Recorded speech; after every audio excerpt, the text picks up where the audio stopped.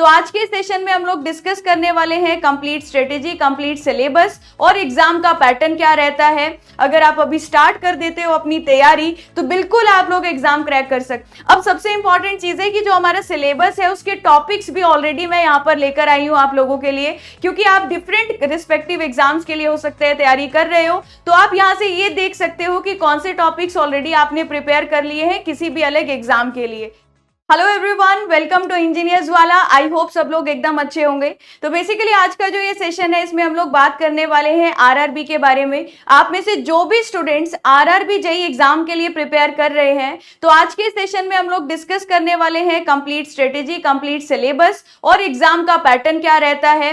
तो हम इस कंप्लीट डिस्कशन करेंगे और ये डिस्कशन आज यहाँ पर करनी क्यों जरूरी है, क्योंकि आप में से जो भी लोग आरआरबी जेईई एग्जाम के लिए प्रिपेयर कर रहे हो, आप लोग ये तो जानते होंगे कि अभी कुछ टाइम पहले ही आरआरबी ने एक एनुअल कैलेंडर जो है वो आउट किया है और इस एनुअल कैलेंडर में साफ साफ मेंशन है कि किस मंथ के ड्यूरेशन में आपको कौन सी पोस्ट की नोटिफिकेशन देखने को मिलेगी। तो यानी कि अगर हम पहले ऐसा कहते थे कि हमें नहीं पता कब पोस्ट आनी है, हम कब तैयारी करना स्टार्ट करें, तो अब वो बात आप नहीं कह सकते, क्योंकि अब साफ साफ बिल्कुल क्लियरली मेंशन कर दिया गया है कि कौन से मंथ्स की ड्यूरेशन में कौन सी वैकेंसीज देखने को मिलेंगी। जैसे कि यहाँ पर साफ साफ मेंशन है कि आपका जुलाई मंथ से सितंबर के बीच में आपका जूनियर इंजीनियर का नोटिफिकेशन आएगा। तो अगर जुलाई से आपका सितंबर के बीच में नोटिफिकेशन आता है, अभी हमारा अप्रैल मंथ चल रहा है और अप्रैल मंथ जल्दी ही कंप्लीट होने वाला है, तो मई जून, तो यानी कि 2 महीने के बाद ये नोटिफिकेशन कभी भी आ सकता है और उसके बाद कभी भी एग्जाम कंडक्ट करवाया जा सकता है। तो आपके पास कोई ज्यादा टाइम अभी नहीं है। अगर आप सोचो कि भाई जुलाई में नोटिफिकेशन आ रहा है और उसके बाद हम लोग तैयारी करना स्टार्ट करेंगे और फिर भी हम एग्जाम निकालेंगे, तो देखिए प्रैक्टिकली ये पॉसिबल नहीं है। आपको अभी से ही अपनी तैयारी जो है वो स्टार्ट करनी पड़ेगी। तो आज के सेशन में हम लोग कंप्लीट सिलेबस के बारे में डिस्कशन करेंगे, कितने मार्क्स का क्या वेटेज है, कितने नंबर के कौन से क्वेश्चंस पूछे जाते हैं, इसके बारे में कंप्लीट हम आज के सेशन में बात करने वाले हैं। तो देखिएगा, अभी यहां पर एक मेंशन था कि जनवरी से लेकर मार्च के बीच में एएलपी की वैकेंसीज, कैटेगरी एएलपी की जो नोटिफिकेशन है वो आउट होगी। और अगर आप देखेंगे ये ऑलरेडी ये नोटिफिकेशन एएलपी की आउट हो भी चुकी है। तो इसी ड्यूरेशन में अगर ये आपकी नोटिफिकेशन आई है तो हम बोल सकते हैं जुलाई से सितंबर के बीच में आपकी आरआरबी जेईई एग्जाम की नोटिफिकेशन भी आएगी। और उसके बाद जब आपका एग्जाम होगा तो आपको पहले ही तैयार रहना है यार, नोटिफिकेशन आने के बाद थोड़ी ना पढ़ाई शुरू करनी है। तो जो लोग भी ऐसा प्लान कर रहे हैं कि यस हम आरआरबी जेईई एग्जाम क्रैक करना चाहते हैं, अभी भी आपके पास सफिशिएंट टाइम है। अगर आप अभी स्टार्ट कर देते हो अपनी तैयारी तो बिल्कुल आप लोग एग्जाम क्रैक कर सकते हो। तो आपको सबसे पहले एग्जाम का पैटर्न पता होना चाहिए। देखिए, ये एग्जाम की सिलेक्शन प्रोसेस क्या रहती है, एक सीबीटी 1 एग्जाम होता है, सीबीटी 2 एग्जाम होता है और तीसरे नंबर पर होती है आपकी डॉक्यूमेंट वेरिफिकेशन और समटाइम्स आपका मेडिकल टेस्ट भी किया जाता है। अगर मैं यहाँ पर बात करती हूँ सीबीटी 1 एग्जाम की, सीबीटी 1 एग्जाम आपका हर एक ब्रांच के लिए कॉमन रहेगा। इसमें टोटल नंबर ऑफ क्वेश्चंस आपके 100 रहते हैं और अगर आप यहाँ पर सब्जेक्ट्स का डिस्ट्रीब्यूशन देखोगे तो math, general intelligence, reasoning, awareness और जनरल साइंस के क्वेश्चंस यहाँ पूछे जाते हैं। और इन सब में अगर आप देखोगे टोटल 100 क्वेश्चंस है, 100 ही मार्क्स है, यानी कि एक क्वेश्चन 1 नंबर कैरी करता है और आपको 90 मिनट्स दिए जाएंगे इनको सॉल्व करने के लिए। अगर आप कोई भी क्वेश्चन गलत कर देते हो, रॉन्ग कर देते हो, तो नेगेटिव मार्किंग 1/3 यहाँ पर आपको देखने को मिलती है। साथ में ये भी मेंशन किया गया है कि सीबीटी 1 एग्जाम में minimum qualifying marks for unreserved categories 40%, यानी कि आपको मिनिमम 40 नंबर लाने पड़ेंगे सीबीटी 1 को क्वालिफाई करने के लिए। अब जो लोग सीबीटी 1 क्वालिफाई करेंगे वो ही सीबीटी 2 एग्जाम दे पाएंगे।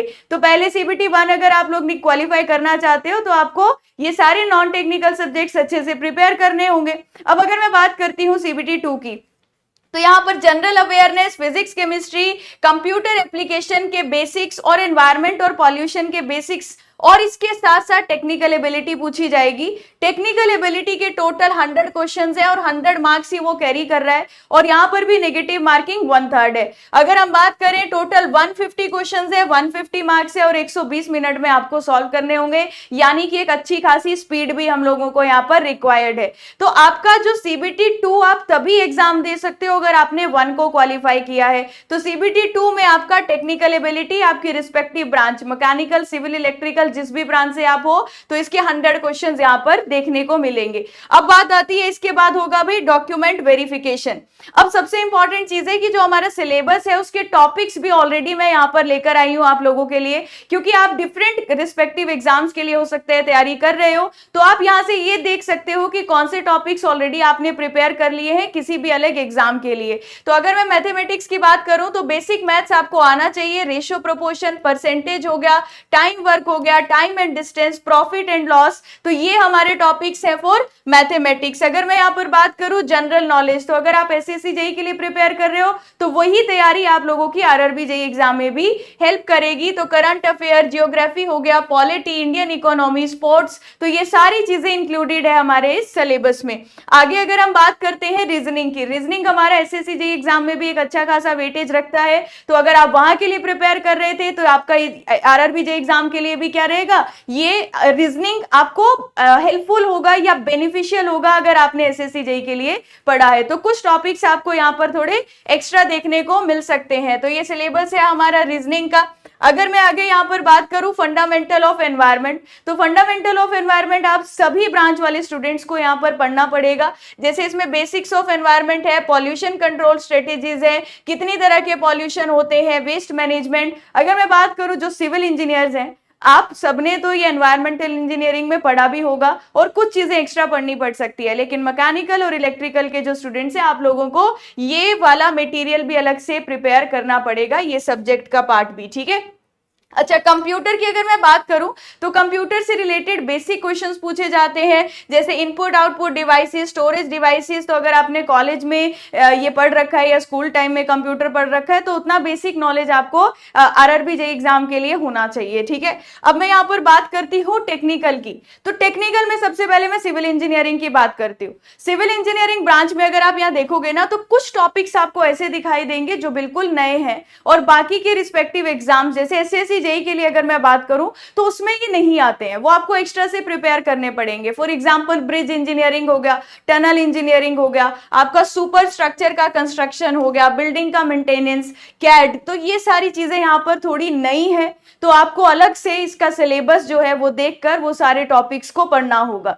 अब पहले तो भाई आपको सीबीटी 1 निकालने के लिए क्या करना है भाई, नॉन टेक्निकल प्रिपेयर करना है, और उसमें अच्छी खासी स्पीड आपकी होनी चाहिए और एक्यूरेसी भी होनी चाहिए। अब नॉन टेक्निकल के साथ साथ टेक्निकल में आपके कुछ सब्जेक्ट यहां पर ऐड हुए हैं in your RRB JEE exam syllabus. अब अगर आप उनको प्रिपेयर करना चाहते हो तो पहले उन सिलेबस को इस सिलेबस को एसएससी जेईई या जिस एग्जाम के लिए आप तैयारी कर रहे हो उसके साथ एक बार क्या कीजिए, एक बार ये चेक कर लीजिए कौन से एक्स्ट्रा टॉपिक्स हैं, उसको तैयार करना स्टार्ट कर दो। और आप में से जो स्टूडेंट्स आरआरबी जेईई के लिए अभी टारगेट कर रहे हैं और अपनी तैयारी जस्ट स्टार्ट करना चाहते हैं, तो आपके पास इतना टाइम अभी नहीं अवेलेबल है कि आप पुराने टॉपिक्स भी रिवाइज करो और नए टॉपिक्स को ढूंढो और उसके नोट्स बनाओ और उसके बाद पढ़ाई करके फिर क्वेश्चंस प्रैक्टिस करो। इतना ज्यादा सफिशिएंट टाइम नहीं है। तो मैं तो आपको ये गाइड करना चाहती हूं कि आरआरबी जेईई एग्जाम के लिए ऑलरेडी इंजीनियर्स वाला पर एक पेड बैच जो है वो ऑलरेडी चल रहा है, तो वहां पर आपको सारा सिलेबस करवाया जाएगा, टेक्निकल और नॉन टेक्निकल।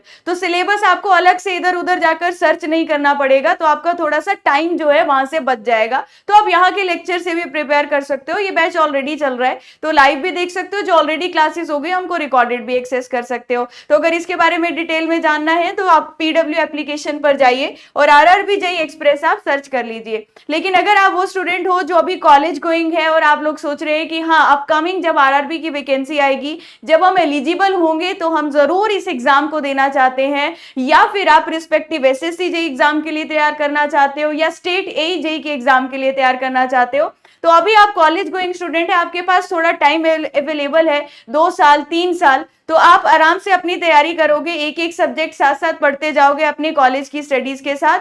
तो यहाँ पर एक कर्तव्य बैच है जो ऑलरेडी स्टार्ट हो चुका है 10 अप्रैल से, तो यहाँ पर ये क्लासेस ऑलरेडी लाइव चल रही है। ये बैच उन स्टूडेंट्स के लिए बहुत हेल्पफुल होगा जो कॉलेज गोइंग है और बाद में रिस्पेक्टिव एई जेईई के किसी भी एग्जाम पर टारगेट करेंगे। तो अगर आप वो स्टूडेंट हो तो आप ये भी पीडब्ल्यू एप्लीकेशन पर जाकर चेक कर सकते हो।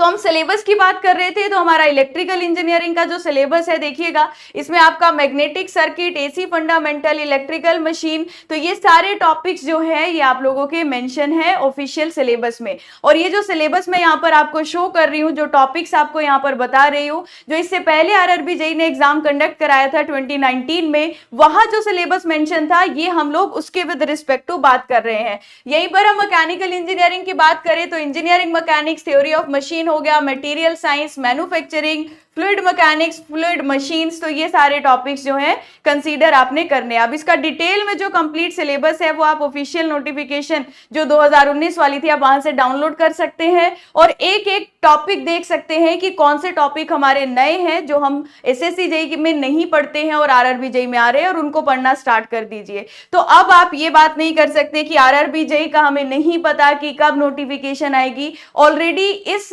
जो ये एनुअल कैलेंडर आया है इसने बहुत सारी चीजें क्लियर कर दी है कि कब नोटिफिकेशन आनी है, उसके आसपास कब एग्जाम हो सकता है। तो अगर आप सीरियस होकर इस एग्जाम को क्वालिफाई करना चाहते हो, क्योंकि आप जानते हो कि इसमें नंबर ऑफ वैकेंसीज बहुत ज्यादा होती है, तो सिलेक्शन भी आपकी बहुत ज्यादा होने के चांसेस बढ़ जाते हैं, तो थोड़ा सा सीरियस हो जाओ और अपनी तैयारी जो है वो स्टार्ट कर दो। वेट मत करो कि भाई जुलाई आएगा, अगस्त आएगा तब हम तैयारी करना शुरू करेंगे। अभी सफिशिएंट टाइम है, पढ़ना शुरू कर दो। बहुत सारे स्टूडेंट्स हैं जो ऑलरेडी प्रिपेयर करना स्टार्ट कर दिए हैं, तो पीछे मत रह जाना।